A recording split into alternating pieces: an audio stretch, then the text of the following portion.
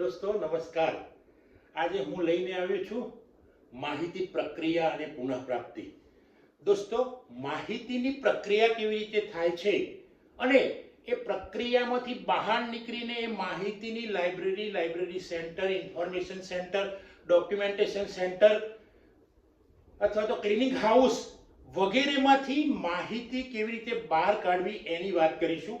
આજે હું વાત કરી રહ્યો છું તમારે નેટ, સ્લેટ, જેઆરએફ તેમજ કોમ્પિટિટિવ એક્ઝામમાં પણ કામમાં આવશે। કોમ્પિટિટિવ એક્ઝામ, લાઇબ્રેરી અને ઇન્ફોર્મેશન સાયન્સની કોમ્પિટિટિવ એક્ઝામ આપવાની હોય તો એની અંદર પણ આ જે હું વાત કરી રહ્યો જે વિષય ઉપર એકચ્યુઅલમાં આ મારી બુક છે, માહિતી પ્રક્રિયા અને પુનઃપ્રાપ્તિ એ મારી બુક છે અને એ બુક ગુર્જર સાહિત્ય પ્રકાશન દ્વારા પ્રકાશિત થયેલી છે। ગુર્જર એ ખૂબ જ પ્રખ્યાત પ્રકાશક છે। તો આ બુક તમે સૌ વાંચશો અથવા તો મારું લેક્ચર સાંભળશો તો પણ નેટ, સ્લેટ, જેઆરએફ અને લાઇબ્રેરી અને ઇન્ફોર્મેશન સાયન્સની સ્પર્ધાત્મક પરીક્ષાઓમાં ખૂબ કામમાં આવશે મિત્રો।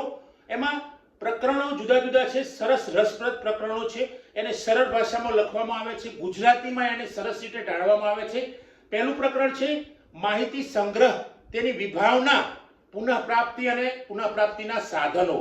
મિત્રો, આ માહિતીનો સંગ્રહ કેવી રીતે કરવો, એની વિભાવના, પુનઃપ્રાપ્તિના સાધનો કયા કયા હોય છે, સાધનોની બહુ સરસ છણાવટ કરવામાં આવી છે। વિષય વસ્તુનું સર્જન, વિષય વસ્તુ કેવી રીતે બને છે, કોઈ પણ વિષય ઉપર લખાણ લખવામાં આવે અથવા તો એના પર સંશોધન કરીને કંઈક વિષય વસ્તુનું સર્જન કરવામાં આવે છે તો આ સર્જન કેવી રીતે થાય છે? આ સર્જન એ વાચકોને ખૂબ કામમાં આવે છે, વિદ્યાર્થીઓને, સંશોધકોને અથવા તો પીએચડી, એમફિલ કરતા સંશોધકોને ખૂબ કામમાં આવે છે। ત્યારબાદ આપણે વાત કરીશું વસ્તુ વિશ્લેષણ। મિત્રો, વસ્તુ વિશ્લેષણ અથવા તો વિષય વસ્તુ વિશ્લેષણ કેવી રીતે કરવું, એ વિષય વસ્તુનું વિશ્લેષણ કેવી રીતે કરવું એની છણાવટ આ બુકમાં સરસ રીતે સરળ ભાષામાં ઉદાહરણ સહિત આપવામાં આવી છે। જો આ પુસ્તક આપ માહિતી પ્રક્રિયા અને પુનઃપ્રાપ્તિ વાંચશો તો તમને ખબર પડશે। નિર્દેશીકરણની વિભાવના, નિર્દેશ એટલે દોરવું અથવા તો બતાવવું, ટુ ઇન્ડેક્સ। તો આ નિર્દેશીકરણની વિભાવનાઓ સરસ રીતે છણાવટ કરવામાં આવી છે। એ વિભાવનાઓ જુદા જુદા વિદ્વાનોએ, જુદા જુદા ગ્રંથાલય શાસ્ત્રીઓ અથવા તો જુદા જુદા વ્યક્તિઓએ, નિષ્ણાતોએ જે ડેફિનેશન આપી છે એ ડેફિનેશનની સમજ આપવામાં આવે છે અને ત્યારબાદ નિર્દેશીકરણની ભાષાઓનું વર્ણન કરવામાં આવ્યું છે। આ વર્ણન તમે જોશો તો નિર્દેશીકરણમાં કઈ કઈ ભાષાઓ છે, ધારો કે કુદરતી ભાષા અને કૃત્રિમ ભાષામાં શું ફેર છે એની વાત આ પુસ્તકમાં સરસ રીતે કરવામાં આવી છે। ત્યારબાદ આપણે કરીશું શબ્દ ભંડોળ નિયંત્રણ।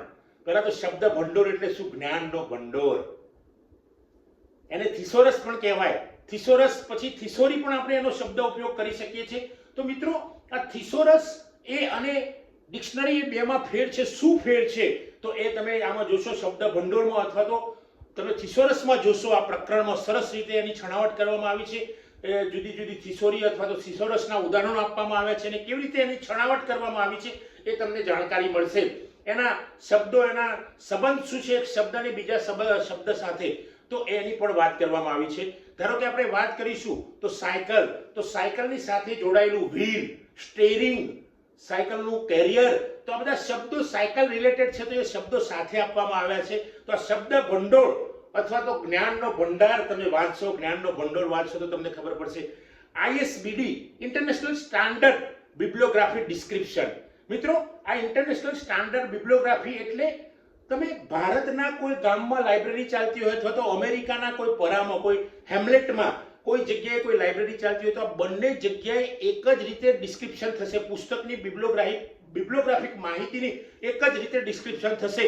તો તમે આઈએસબીડી જોશો તો આઈએસબીડી એક સ્ટાન્ડર્ડ છે, ACR2 જેવું સ્ટાન્ડર્ડ છે। તો એ તમે જોશો જેમ CCF ક્લાસિફાઈડ કેટલોગ કોડ, તો એવું આ એક કેટલોગ છે આઈએસબીડી, માર્ક મશીન રીડેબલ કેટલોગ।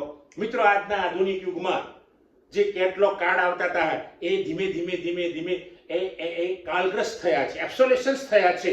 એની કારણ કે એની જરૂરિયાત નથી આજના આધુનિક અને વિજાણુકીય યુગમાં, જ્યાં માર્ક જેવા આવી ગયા છે format, CCF common communication format. Common communication ફોર્મેટમાં બધી જ જગ્યાએ કોમન બાબત સરખી રીતે એક જ ફોર્મેટમાં આપવામાં આવી છે, જે આઈએસબીડી અને CCF અને માર્ક આ ત્રણ એક સ્ટાન્ડર્ડ ફોર્મેટ છે। એમાં પુસ્તકની બિબ્લિયોગ્રાફિક ઇન્ફોર્મેશન કેવી રીતે આપવી એ સ્ટાન્ડર્ડ પ્રમાણે રજૂ કરવામાં આવે છે। મિત્રો, આ પ્રકરણો તમે વાંચશો તો તમને નેટ સ્લેટ અને જેઆરએફ તેમજ સ્પર્ધાત્મક પરીક્ષાઓ લાઇબ્રેરી સાયન્સ વિષયમાં આપવાની કેવી રીતે હશે એની એકદમ તરત ખબર પડી જશે. ડેટા માઇનિંગ, ડેટાનું માઇનિંગ કેવી રીતે કરવું, ડેટાને વ્યવસ્થિત ગોઠવીને એમાંથી સરસ રીતે સારા ડેટા છે, ઉપયોગી જે ડેટા છે એ કેવી રીતે કાઢવા એ તમને ડેટા માઇનિંગમાંથી ખબર પડશે. ડેટા વેરહાઉસ, ડેટા વેરહાઉસ એટલે એની અંદર પણ તમે ચેપ્ટરમાં એટલી સરસ રીતે છણાવટ કરવામાં આવી છે કે ડેટા માઇનિંગ અને ડેટા વેરહાઉસ જો તમારો પ્રશ્ન પૂછાઈ જાય નેટ સ્લેટ અથવા જેઆરએફ અથવા તો સ્પર્ધાત્મક પરીક્ષાઓમાં, તો આ તમે બુક મારી વાંચશો, માહિતી પ્રક્રિયા અને પુનઃપ્રાપ્તિ, જે ગુર્જર સાહિત્ય પ્રકાશક દ્વારા પ્રકાશિત થયેલી છે, તો તમને ખબર પડી જશે. છેલ્લા ચેપ્ટર છે નિર્દેશીકરણના પ્રવાહો. આજના આધુનિક યુગમાં, આજના વિજાણુકીય યુગમાં, આજના એઆઈની યુગમાં જ્યાં ઘણી બધી બાબતો બદલાઈ રહી છે, ત્યાં નિર્દેશીકરણમાં કેટલો બદલાવ આવ્યો છે, નિર્દેશીકરણની જુદી જુદી ભાષાઓ કેમ આવતી ગઈ, એને બદલાવ કેવી રીતે આવ્યો, એના જુદા જુદા પ્રવાહો કેવા છે, તો આ પ્રવાહોની સમજૂતી નિર્દેશીકરણની પુનઃપ્રાપ્તિમાં અથવા તો નિર્દેશીકરણના પ્રવાહોમાં આપવામાં આવેલી છે.